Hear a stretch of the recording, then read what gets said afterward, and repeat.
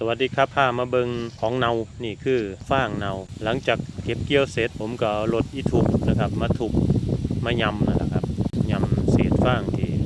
รถเกี่ยวเป็นเกี่ยวแล้วนะครับผมก็มายำลงผ่านไป4 มื้อนะครับตอนนี้เริ่มมีกลิ่นเหม็นๆขึ้นมาแล้วเหม็นก็คือเป็นกลิ่นฟางเนานั่นแหละครับการย่อยสลายก็กำลังทำงานนะครับฉีด EM ไปรอบนึงแล้วก็ถือว่าการย่อยสลายกำลังทำหน้าที่ท่านใดอยากรู้นะครับเกี่ยวกับการใส่ EM การย่อยสลายฟางนี่หลายท่านทักมาถามผมอยู่ว่าเฮาต้องไปซื้อบ่